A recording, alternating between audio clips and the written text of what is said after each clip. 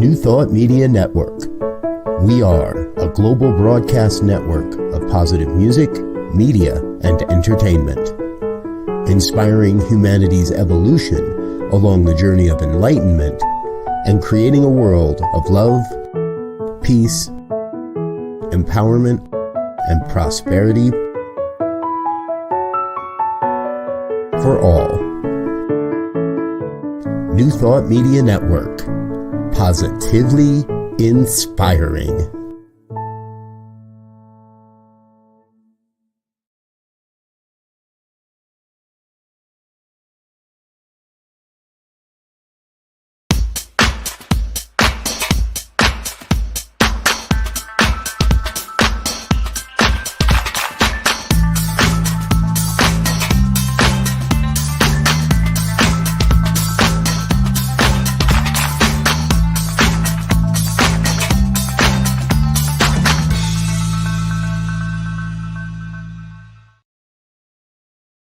Why, hello there. It's me, yes, me, Bonnie Gonzalez, your doula for grief. Good afternoon, good morning, good evening, good whatever time you're watching. It's just good to have you here. And I just want you to give yourself a pat on the back for tuning in to something that can really help you, tuning into a program that is truly designed to be and for about you, to help you navigate the choppy waters of grief. So before we get started, why don't you just get comfortable, get yourself a cup of tea, cup of water. If it's wine time, do that as well. And make this next hour for you, personalizing it for you. If this is your first time joining me, I just want to assure you that you have come to the right place to begin your healing journey from grief. And if you're returning, I am honored that we have that kind of relationship. So just drop a comment in the comment box or ask a question. We'd love to know that you're out there watching. And even if you're watching this on the replay and have a question, still put your question in. I still receive those questions. So know that it's never too late. And so with that said, again, welcome.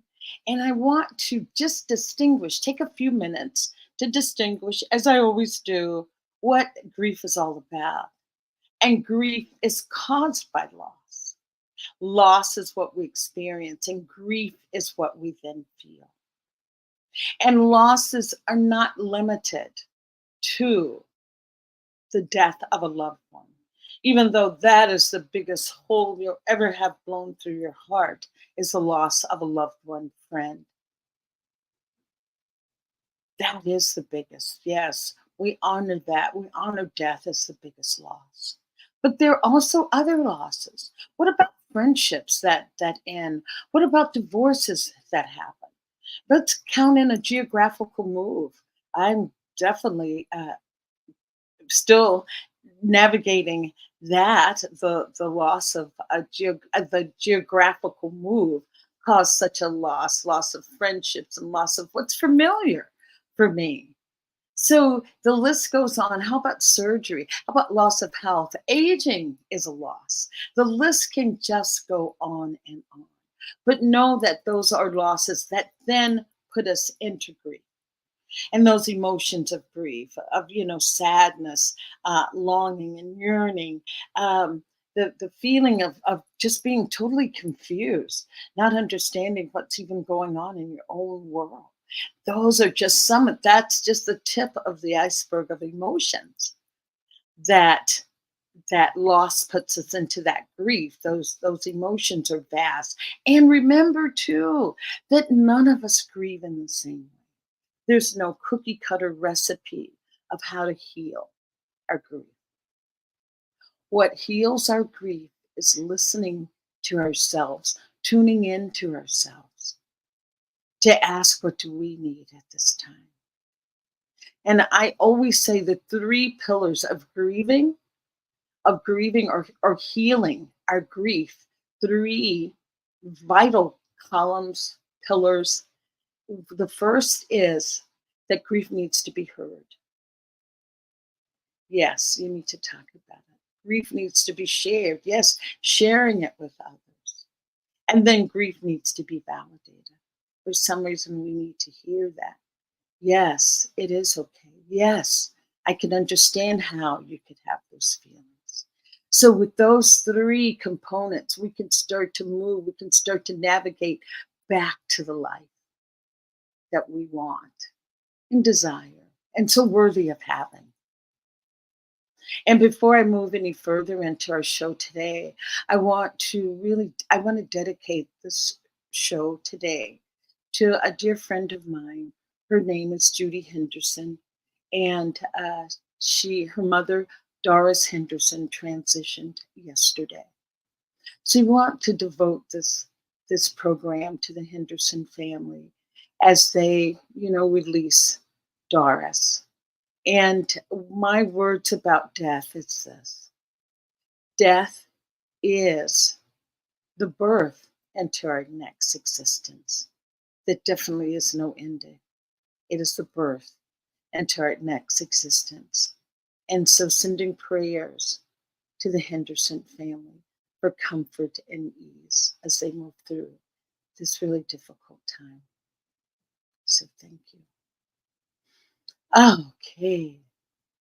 So with that, today, our theme, Joe, could you put our theme up for today? If Joe doesn't put it up, I do remember it. It's healing our grief with angels, or how angels help us heal our grief. So with that, I have not I've never had a real fascination with angels, but I just hear so much about angels. I remember Matthew Fox. I don't know if you know him, a Dominican priest that was excommunicated some years back, but now he's back on the scene, sharing his wise wisdom. But he was saying that we really need to call on angels to help us through our daily lives. And it was so funny because he said, if there was a union hall for angels, there would be a lot of unemployed angels right now. And he was asking us to call on angels for assistance in our lives. And so that's why we have my guest here today, Jack Irish, Healing from Grief with the Angels is what our title is. And I was going to say, I met Jack at spiritual, a spiritual gathering. Yes, I'll put it that way. A spiritual gathering. And he just happened to start talking about making angels and how many stories he has heard from people about angels. So I thought, well, I'm no angel expert, so why don't I get an angel expert and dive into a different topic today, but not different as far as grief goes, but having another tool that we can use to help heal our grief, or another assistant, another guide, another way. So, with that, I would just like to bring out my guest, Jack Irish. I'll call him Angel Expert Jack Irish. Good afternoon, Jack. Thank you. Thank you for your yes. Thank you for being here. You want to take down Jack's email because I'm sure you'll probably have questions after this program ends. You'll have questions that you'll want to send to Jack, or you can send them to me and I can forward them on to Jack. So, Jack, good afternoon. And I am just going to just dive right into our topic of angels. And so I want to know, Jack, how did you get started with angels? And tell us what you do with the angels as far as making them, that is. Okay, well, I don't know if you call me an expert or not, but I've been dealing with it for a long time with angels. And I think I'll start off, I'm going to read something. I made a little brochure up years ago with my angels. The front part of it, this is about angels. Since ancient times, mankind has been intrigued by the angels, these awe-inspiring, luminous beings, forever somewhere between God and man in their flight through spirit, imagination, and possibly the sky. I believe that angels have guided us since the beginning of time and over the years. I've learned that sometimes they also push us to do what is meant to be. 1978, I had a divine inspiration that was guided by grace, beauty, and might of the archangels to create the Guardian Angel Collection. Angels represent free will, love, and kindness, and are found in the writing in all major religions and are non-denominational. And that's very, very important. Could you read just that last sentence again? Just the last sentence. It says, angels represent free will, love, and kindness, and are found in the writing of all major religions and are non-denominational. Beautiful, beautiful. For instance, Gabriel is the archangel, and Gabriel gave the message to Mary about the birth of Jesus. He also gave a message to Buddha's mother about the birth of Buddha. No, that I haven't. And he also dictated the Quran to Muhammad. Wow, Jack, I did not know that. I mean, that's major religions you're talking about. Christianity, Muslim, Buddhism. They all have been affected by angels, or the guardian angel, or archangel, correct? Yeah, there were 7 archangels. When I first started making them, I knew Gabriel, of course. Gabriel has his trumpet, which blows the horn. And I started researching, and I came across the book of Enoch. And the book of Enoch is the first mention anywhere of the archangels. And it came up with the archangels, which are Gabriel, Raphael. Raphael is God's healer. Sariel is we call the angel of celebration. Okay. Ramiel is the angel that welcomes us to heaven. Oh. And Uriel is called the Lion of God, and then there's Uriel with the other. I can't remember the last one. Anyway, it doesn't start with an M. Matrion. Sorry, right, the big one, Michael. How could I forget Michael? Oh, Michael, no. Michael's God's warrior. Yeah. Oh, wow. And can I just ask you, what does archangel mean? Archangel versus a regular angel, or they're just a higher. It's just a higher realm of angels. That's all. It's the 7 archangels, which are head of the whole. Each one has its own little part in heaven and their own duty. Like as I say, there's also an angel called Ariel.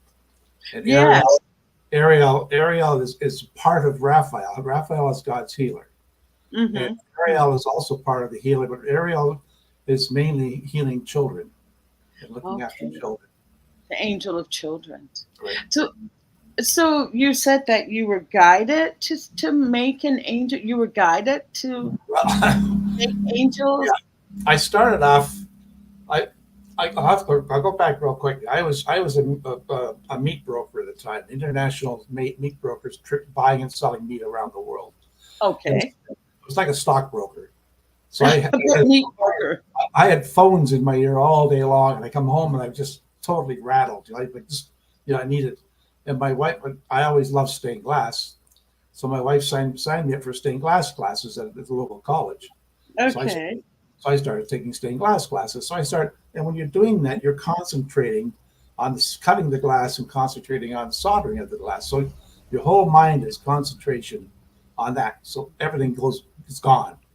So it was really great, relaxing for me. It was wonderful.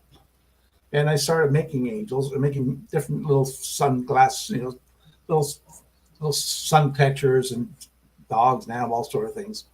And then somebody gave me a porcelain angel holding a hymn book. And I thought, I could do something with that. So I made a 3-dimensional stained glass angel with this thing. And I made a couple of them. And my friend says, "Oh, they're really kind of nice. I'm doing a craft show. Can you make a few for me? And I'll take them to the craft show." So I did, and they sold out. Well, that started the whole thing. So skip the meat, huh? Skip the meat. And the beauty of the whole thing is when you're any crafts person knows, when you start making stuff, somewhere along the way you got to start selling something. Right. Otherwise, you have a lot of stuff piled up there. You have a lot of stuff, and you're going broke. So I started doing that, and then shortly after that, we moved out to Winnipeg, and I joined a craft guild out there, and I got inspiration. And I came up, and again, you said, "Ask how do I do it?" Some voice came to me and said, "Start drawing," and I started drawing, and I came up with this angel, Gabriel, holding a trumpet. And the trumpet is God's messenger. And I did that 3-dimensional, and I had a little tea light fit in the back of it. So I made a bunch of those up, and boom, they sold like hotcakes. And then somebody came to me one day. She says, "Could you make one going the opposite direction?" I said, "Sure." And I thought, well, why not? She wanted two of them. She wanted to make bookends out of them. I see. I thought, well, why don't I do a different angel again? And the voice comes to me. Sit down, and I drew up this other one holding a hymn, holding a harp, which is Raphael, God's healer. The harp makes a healing sound. Yes, so I had the bookends, and then it just, and then over the period of time, just every once I was trying to put another angel. I tried, I couldn't do it. The voice says, "Sit down and start drawing." Boom, I drew. So that's where they all came from. Just back up a second. You said the heart makes Harp. a healing. The The harp. heart. Oh, the harp makes a healing sound. But that's God's healer. Oh, I see. I see. So that's why the angel has the harp. Right. It's God's healing sounds or healing message. So I wanted to ask you, prior to starting the stained glass campaign or business, did you have any connection with the angels, or were angels a part of your background, just something that you always knew about? I'm a spiritual person. I don't believe in religion. I'm not into religion at all, but I'm a spiritual person. I believe in spirits. I believe in angels, obviously. And but yeah, no, I wasn't what I call a religious person because of that. I mean, Not even that. Just that. What was your relationship to angels? I mean, I've heard so much about the archangels. Yeah. So it was just that first. To say, this lady gave me the angels, little small little angels, and it just sort of grew. And right. I started to research angels, of course. I got angel books. I'm going back in the 1970s and 80s when angels were very, very popular. And there's all kinds of angel books coming out and everything like that. So there was a big conference in Hamilton, Ontario, where I'm from in Canada. And there was a 3-day conference on angels. Big thing. And no way. It was a huge hockey arena that the thing was in. And then they had some vendors down below in this stage for vendors. So I took my angel. I think, okay, I'm going to go there and learn something about angels. It's a great spot to learn angels. I got there, and I found out that I was the authority on angels. You were the point person.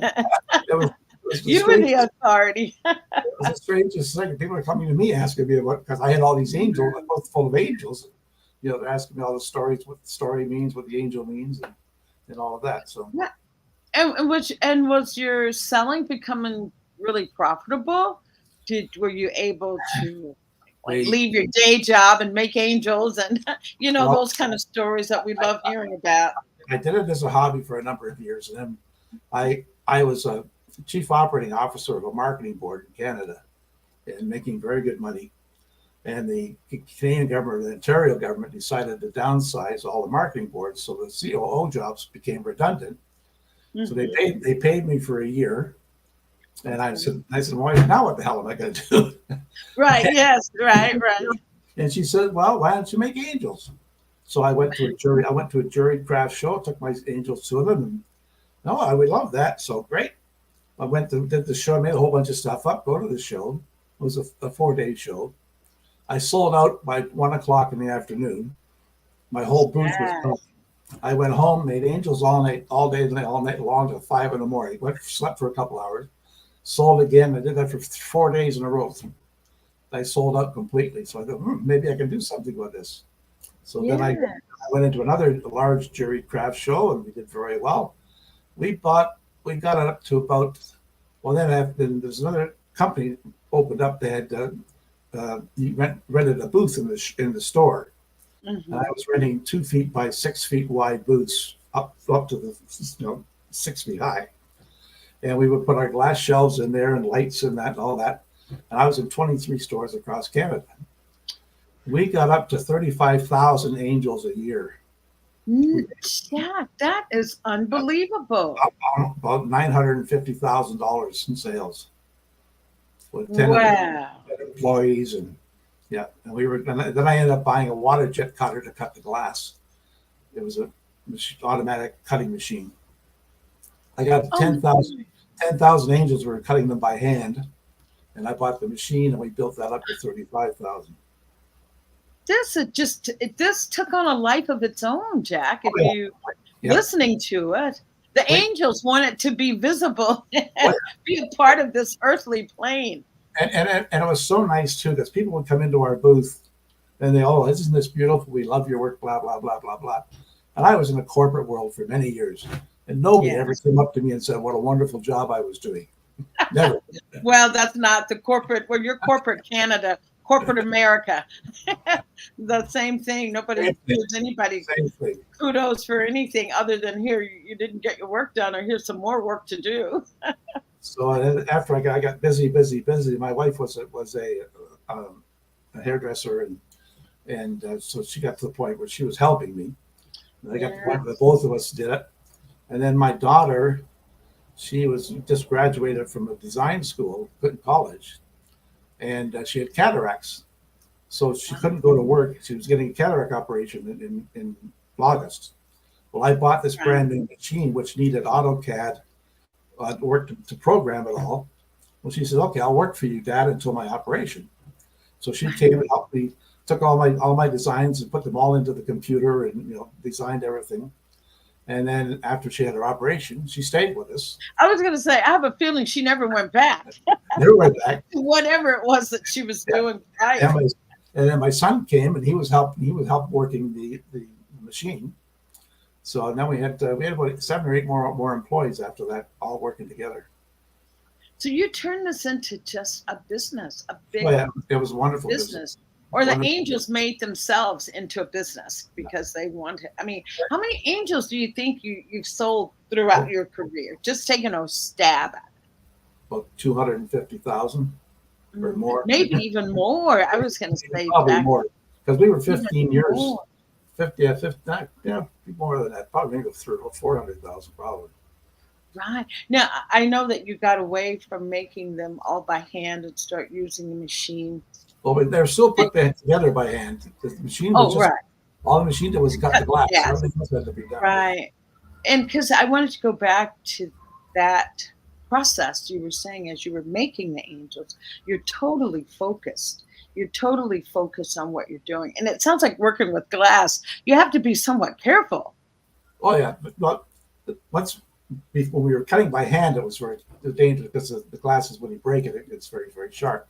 So you have to grind the edges all smooth, and that. Where with the water jet cut, all the edges were already ground smooth. Wow. So that made it a lot easier to put them together. That facilitated the process. You still had to solder them. There was still heat. There was still melted solder. So still work. Yeah, still work to be done. But I just wanted to ask, during that time, do you think you received even more information? When you're in that state of total focus, concentration on one thing, that there is that opportunity for other messages to come in. Do you think anything came through during those periods of time? Periodically, Matt, again, like people will come in and just say how wonderful. Then people will come in and tell us their angel stories. And I've kicked myself in the rear end many times, because I should have written them all down. I got a terrible memory, but they would come this and say that they felt peace when they were looking at an angel, or they bought an angel. They felt peace. Mm-hmm. We had one article done with us in one of the local newspapers. They did a whole full-page article, my wife and I and my kids, and they took all my stuff, and they really spent time there.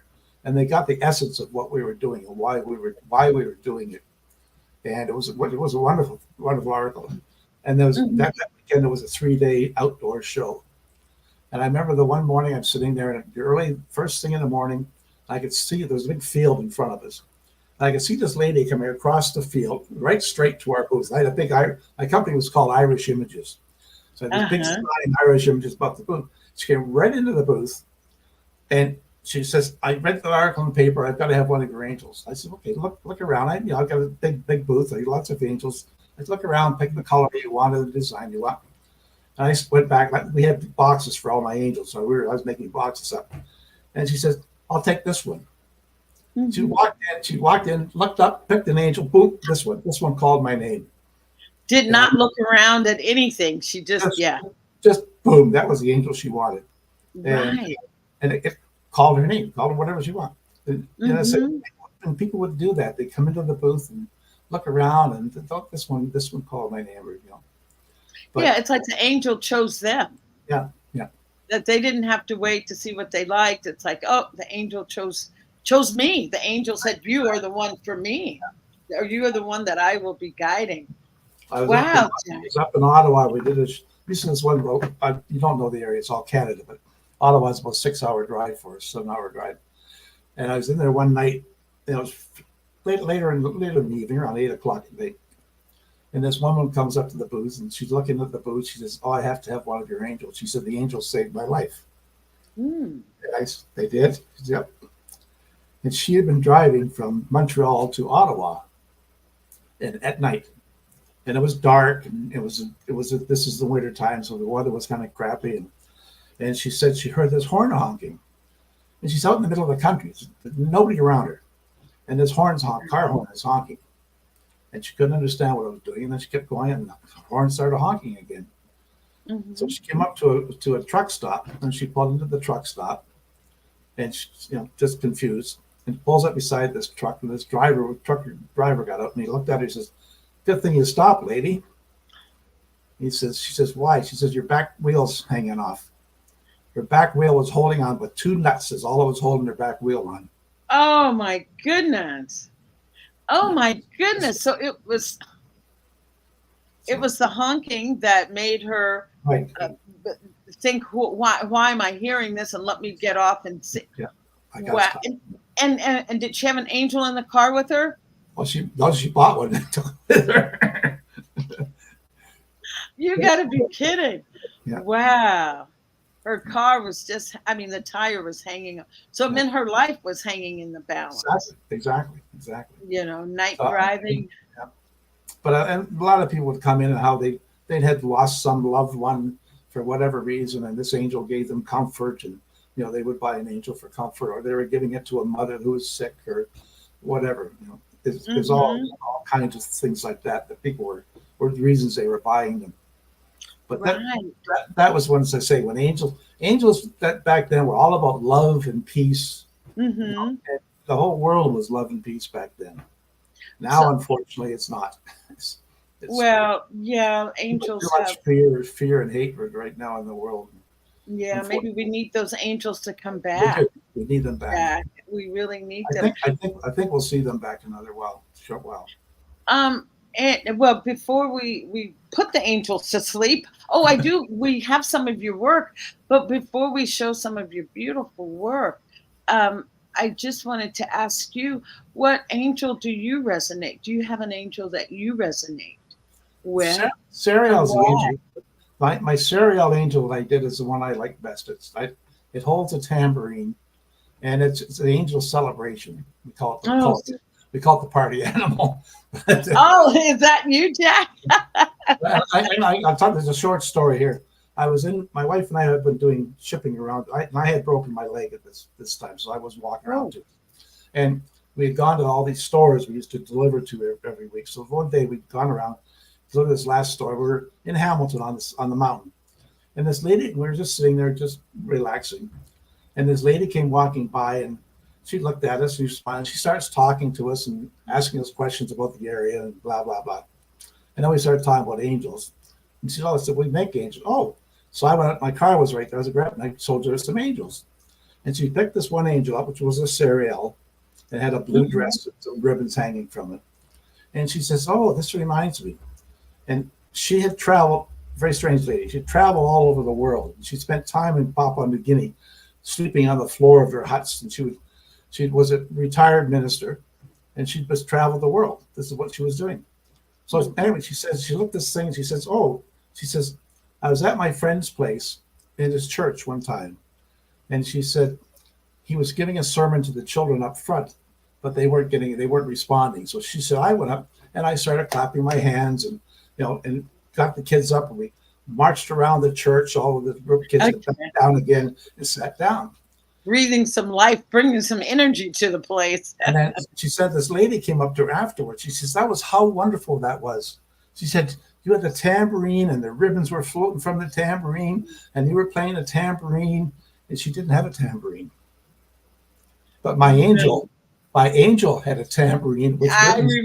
That's right. It's the party animal. The party animal. And she said that angel. So my wife gave her a small little angel because she's traveling all over. And she told us, I'm going to be off track here, but she told us to go to this church in Toronto because I had broken my collarbones, what I was, sorry. But I had a motorcycle accident and I couldn't lift my arm up. Right. And she said, you should go to that church. So we said, okay, we'll take you down to down the hill, this mountain, down to the town, drop you off at your hotel. And my wife had given her the thing, and then we dropped her off, and she just got out of the car. And I said, we should take her to the Toronto with us tonight. We turned around and she was gone. It was 20 feet from the car to the hotel, and she was gone. How do you explain that, Jack? So we went to the church that night. This is quite a drive away. Went to the church, and it was just one of these ones like a healing church that everybody's falling over and they're groaning and moaning. And they were doing healing in there and all that stuff. And I stood there, and the hair on my arms was just coming straight out. The energy in that place was unbelievable. And I went home. We went home the next morning, and I couldn't get my arm. I had cortisone shots on my arm. I couldn't lift it above my waist. Wow. I went the next morning, and we had this little place with a door, dining room door. We looked out onto our back porch, and I went like this. Oh my! And I said, Mary. She says, you can't do that. And I says, I know. And she said, put it down. I said, I don't want to. Just put it down. So I put it down, and I put it back up. It was a total healing. Well, I don't want to put words in your mouth, but a healing. Yeah. And this woman that told you that was like your angel. Yeah. So. Wow. That is amazing. And you would not, and as you said, you're not a religious person. You're not a churchgoer per se. No. So I go to Unity Church, which is a church, but it's more of a unity. It's more of a spiritual thing. There's not the dogma, thou shalt and thou shalt not sort of thing. Exactly. It's a philosophy. We'll put it that way. It's a philosophy. It's not a religion. It's a philosophy on how to live your life, on offerings on how to live your life. Wow. Well, before, I was going to take a break, but I don't think we're going to take a break. I would love for Joe to start showing some of your angels. Or before we get to showing of your angels, can you think of a time in your own life that you've had to call on your angel of preference? Quite a few times, actually. I think one of the ones, my wife, she was my partner. We did this for many, many years. And all of a sudden she got diagnosed with pancreatic cancer. Oh, that's a rough one, Jack. That's a rough, and it's fast. The one day, Sunday, I noticed her eyes were a little yellow. Her skin was yellow. Next morning, her eyes were yellow. We ended up going to the hospital, and they told her you get pancreatic cancer, get 9 months to live. Boom. Wow. And I had read that back pain was the worst thing with pancreatic cancer. People get extreme pain on their back and that. So I prayed every night. I put my hands on her back, and I prayed. She only took an aspirin 2 days before she died. She took an aspirin for a headache. That was it. No.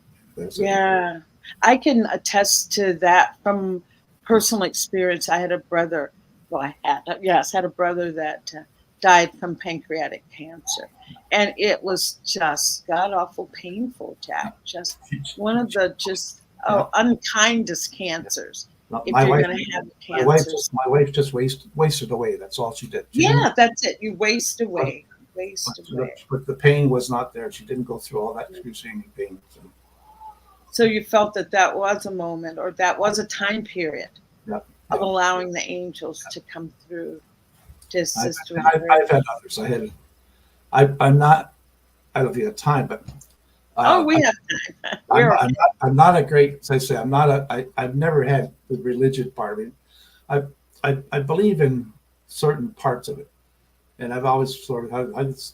Anyways, I'll go quickly. I went through a series of problems. After my wife died, I made all kinds of stupid mistakes, and I did everything wrong. I got remarried, and that didn't work out. I got a divorce, and I tried to kill myself at one stage. I overdosed on medicine and that, and I was driving back to my wife's grave, and I was going had a box cutters. I was going to I'm going to either die from the pills, or I had a box cutter to cut my wrist. That's you were in emotional pain. Oh, big time. And so I'm on my way back. I'm on my way to the grave. Well, my wife phoned me, and she said, "Oh no, my friend is we're going to call the cops, get the cops to come." She said, "You're going to do something stupid." Anyways, so I never answered the phone after that. So I'm sitting in this town, and I woke up, and it was night, it's dark, and I saw this flashing lights, and the cops are coming to get me. So I took off, and I went down this road, and I went in the country, like way out this little town. I knew the area quite well, and I came down the end of this road, and those cars all stopped there, and I didn't, and at the last minute I just sort of hit the brakes, and I didn't realize I had automatic, power brakes. But anyways, so after that I'm driving, and all I wanted to do was pull over and go to sleep. I was tired. I wanted to go to sleep, and I'm going down this road, and I just so dopey that I would go past the road, and I'll get the next road. Then I ended up on this main thoroughfare. Okay, I'm going to go down here, and I'm going to go back up to where my wife's grave was. So I got the next thing, and I'm going along the road, and I'm talking a super highway, four-lane highway, and I'm passing out, and I'm coming to every time I'm going around a corner or something. And I would come to correct myself on the road, and this was going on. It's like 20 miles on this road. And next thing I know, I woke up. I'm in a hospital parking lot. Now I had to go off the road through a couple other streets, around the corner, and into this hospital and into the parking lot. And the parking lot where I had been, it was my local hospital. My son was born there. And I'm in front of the emergency exit, the emergency entrance, sorry. So I walked to the front, and I said to the girl, I said, I think I've had too many pills.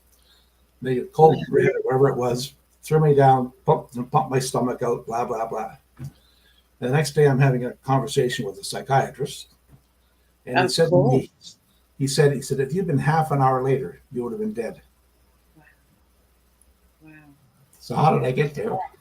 Exactly. How did you get there? What is your explanation? Or have you given up on trying to find a reason? Is it really important? Is it even important? It was the angels, Gabe. The angels were guiding me. They were there. Yes. Yes. Wow. Jack. That's just amazing. And when you talk about, losing your wife to pancreatic cancer, and over what time period, Jack? You said they said she had 9 months. They gave her 9 months, and it was 9 months exactly. Yeah, it's one that goes fast. So, in essence, you had some time to be in that stage of what they call anticipatory grief, where it's going to happen, but you want to love them up. You don't want to let them go. The whole time I was hoping that she was going to get better. She's going to beat this. Yeah. She's going to beat this. And in December, 1st of December, and she was doing pretty good. And we went to get her testing done. The doctor said, "Oh, she's, it's looking good. She, her counts are good, blah, blah, blah." And I said, "Look, I want to go take her to Barbados in February." He said, "Well, let's wait for that one." Next week we went back. Her counts were totally out of whack, completely out of whack. And she went downhill, boom, and she died February 9th. She went down really fast after that. What was her connection with the angels? Did she have a connection with the angels? Well, she helped me wake them. Like she made her own angel. She made an angel before she passed away, actually. And I think I gave you a copy of it. It was holding a star. We're gonna get to we're gonna get to holding a star. And that was her angel of courage. She said it took courage to fight cancer, and the star was always follow your star. So Oh, I love she made that. that angel, and I put it into production after she passed away. And I Mhm. sold it. I sold it. I gave 40% of my profits to the Canadian Cancer Society. And one of our girls had breast cancer and had died. One of the girls that worked for us, and her best friend had breast cancer. So they were going to the Breast Cancer Society. She went with her friend to the breast cancer for help and comfort and that. So she had also designed a small little hanging angel, which was her Mhm. breast cancer, with a little ribbon on it. That was her breast cancer angel. So the two of them went into production. So part of the sales were going to the Breast Cancer Association, part of it were going to the Canadian Cancer Association. And we raised over $70,000 Mm. through the sale of that angel. $70,000, Jack. Wow, that is absolutely beautiful. Beautiful, beautiful. Um, I was just getting to the point though after losing your beautiful wife, that it sounds like you were truly in tremendous grief. And as you said, Oh, yeah, making decisions and yeah. yeah. The day she died, she heard the last words out of her mouth were to her friend that had cancer. And last words out of her mouth was, "Find him a good woman." Oh, oh, she didn't want you to be her concern was still for you, Jack. Her concern was for Yeah. you. I told Wow. her, I said, "I have a good woman." She closed her Mm. eyes, went into a coma, and that was it. She died 2 days later. Peaceful. It sounds like she went peaceful, that it was a I peaceful wouldn't say peaceful, but I grieved. transition. I went home with my daughter that night, and I just cried and cried Yes, as you should, as you and should. wailed, and yeah, it was awful. Yeah, Hmm. yeah. My heart's with you, Jack. She And was what's your wife's name? Mary. Mary. Yeah. So Mary's right here with you right now. She's always Telling, around. yes, telling, yeah. I got to tell you a quick story. After she died, the week after she passed away on Sunday, and I went to the church that we were married in, or sorry, on Sunday, well, Saturday night, Sunday morning. And I went to the church we were married in that the next day. And I'm in there, and there was a minister, and I had been in that church for years. And there was a minister up front, and this fellow up there, and I looked at him and I said, "I know this guy." And I looked at him, and we had lived in Winnipeg years before that, and this guy and his wife were living there. He was a manager of an insurance company. And I looked at him, and I know this guy. And Okay. anyways, after the service, I went up to him. I said, "Brian, what are you doing here?" And he told me, he said that he had always wanted to become part of the ministry, and this is what he was doing. So the next Saturday and then we had a meeting with my daughter, my son and daughter, and minister and him about for my wife's service the next Saturday. Yes. And we had the service. It was a wonderful, wonderful service. I had a screen up. This is before they did it. I had a screen up with pictures of her flashing on the screen through the whole service. And at the end of it, I played Proud Mary. That was Ah, so, no, you're truly a party boy. I can see oh, why. it was good. But so, Oh, thank but you. Thank you and for then sharing that. this one of our people that we used to have her do work on their angels. She comes up after me and she says, "Mr. Irish," she said, "that was so wonderful. Minister knew your wife knew Mary so well." She never met her. Mm, So then mm, the next day, or on Saturday, my kids came over, and I'm looking for the bills. My wife used to do all the bills for the house, and I did all the bills for the business, and I can't find anything. And we had this kitchen cabinet, and there's a small drawer in the top left hand corner, and that's where she kept everything. Well, it was empty, mm. totally empty. And Wow. How did that happen? so where the hell did everything go? So my Exactly. kids came over. I said, "Hey, can you help me find the bills?" "Oh, Dad, they're in the corner of the drawer." They both went over to this drawer, empty. And we looked all over the place for it. So I don't like, I got to pay bills, right? So Yeah, right. the checks were in there and everything was in there. Anyhow, so I go to have a shower the next morning. I'm in the shower, and this vision kid, it'll be my wife, and she says, "The checks are in the top left-hand drawer of the cabinet." And then the flash, boom. So I finish my shower. I go downstairs. I open the drawer. It's full. Are you? All all the checks are there, all the bills are there. It's full. But the So day before, it was empty. it was totally empty. So I go to work, and my daughter was working for me. She comes charging and Dad. She says, I was in the shower this morning. The mom came to me, and then checks are at the top of that drawer. I said, I already got them. I already got them. Wow, Jack, with that, let's just take a pause and breathe that in and just thank Mary's Spirit for always being here with you. That's what someone has, I've heard this from so many people, that our loved ones are always with us, that you can talk to them and be with them just as if they were in the room with you now.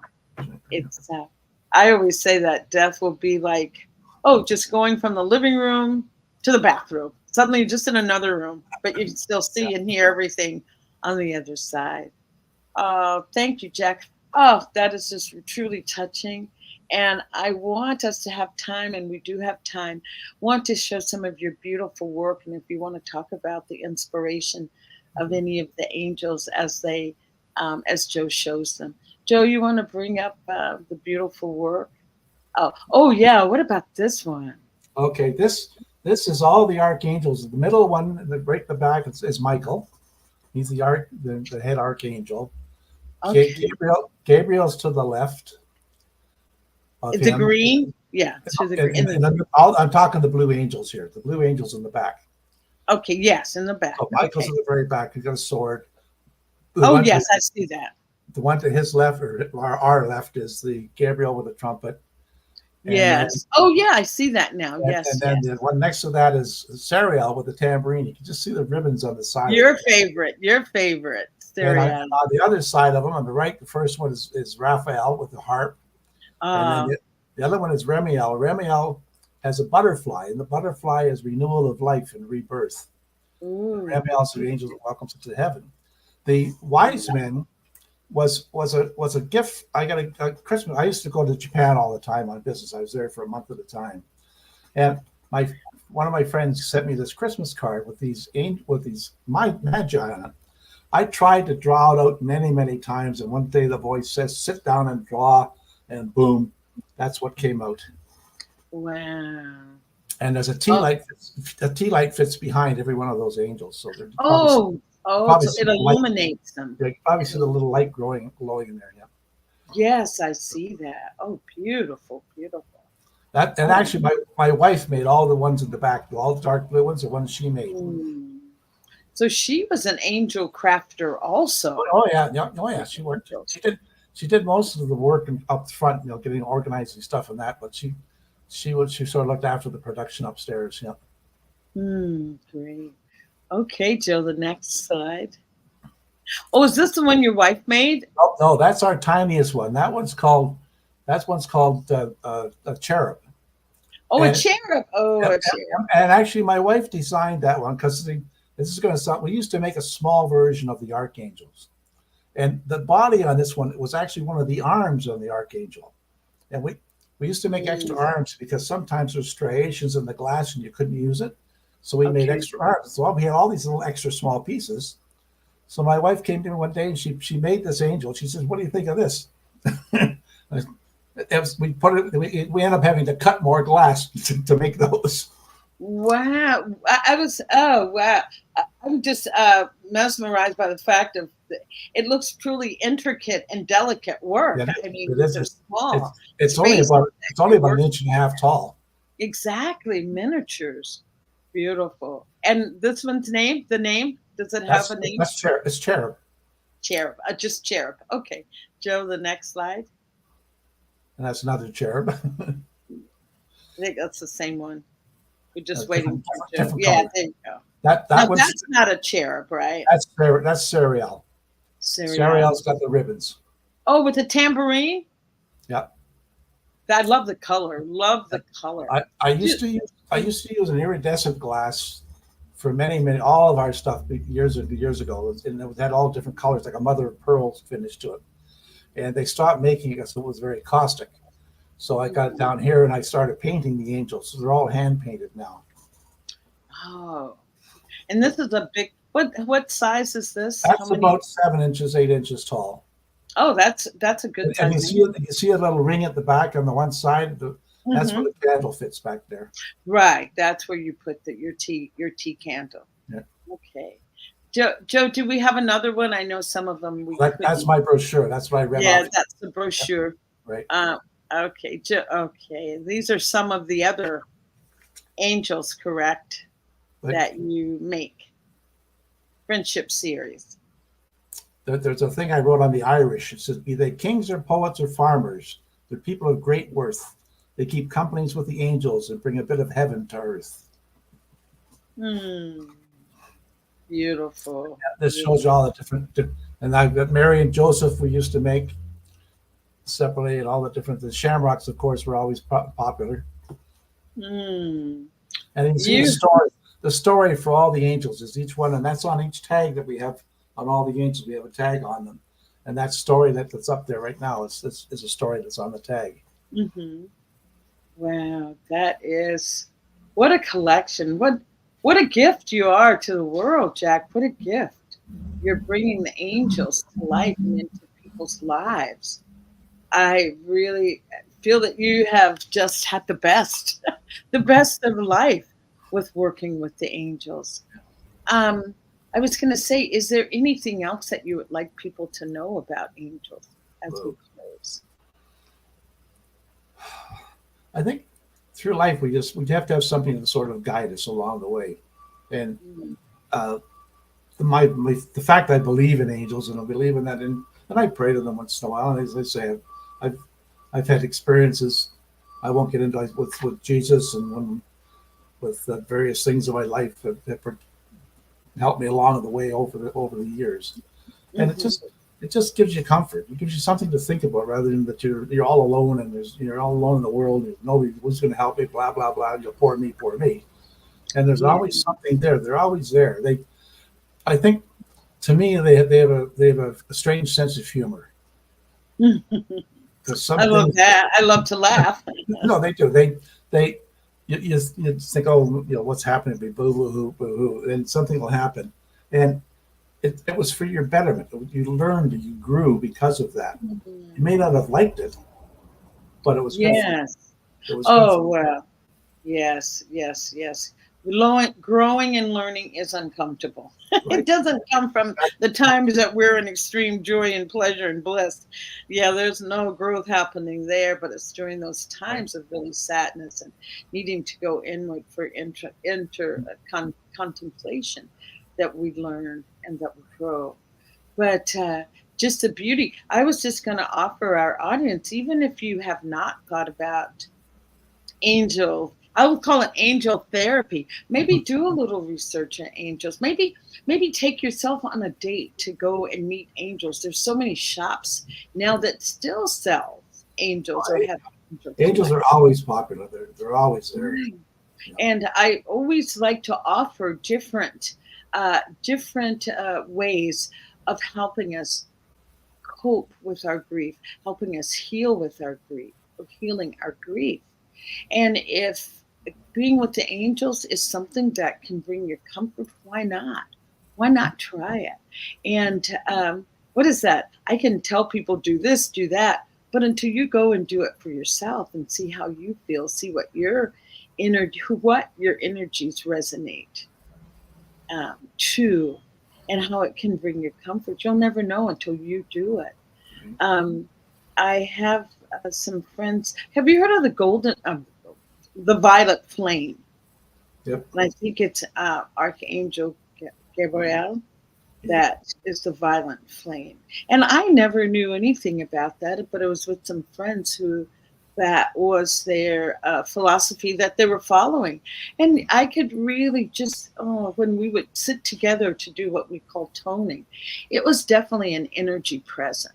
It was definitely an energy present that wasn't there when we weren't in our session or calling in the archangels. Oh, and also, Jack, this reminds me, I just did something about a month ago, and you can always look it up, and it's called Hosting the Archangels. It's hosting the archangels, and it's all done from that spiritual point of view and that belief of angels or energies that really assist in our lives that we can't always see. And you invite them, and there's a little altar you make. You invite them in, and you host them for a week, and then you have other people that you release them to at the end of the week. And I could tell some magical stories with that. But yes, I just say give it a try.